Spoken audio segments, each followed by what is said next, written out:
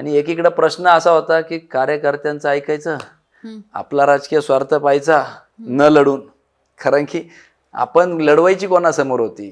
जे सत्ताधारी मंत्री होते, महसूल मंत्री होते.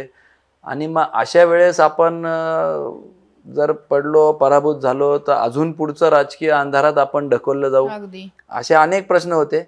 परंतु एक स्वाभाविकरित्या त्या सभासदांनी दाखवलेला विश्वास की तुम्ही जर आला तर आम्हाला तिथं न्याय भेटेल. कोल्हे साहेबांच्या काळातील सभासद होते. आणि मग सगळा हेतू बघितल्यावर की सहकारात काय राजकारण कोणी आणत नाही राज्यभर.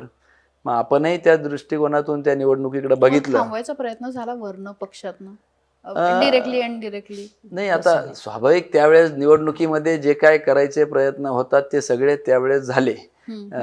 परंतु सहकारात कसं असतं की ज्यावेळेस आपण उदाहरणासहित सांगतो वरिष्ठांना सुद्धा किंवा कोणालाही की आपल्याच मागच्या सरकारमधले भारतीय जनता पार्टीचे सहकार मंत्री आणि सहकार राज्यमंत्री एकमेकाच्या विरोधात पॅनल उभे करता सत्ताधारी असताना.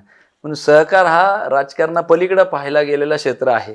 म्हणून आम्ही विचार केला की सभासदांनी आपण तिथं उतरलं पाहिजे आणि उतरलो.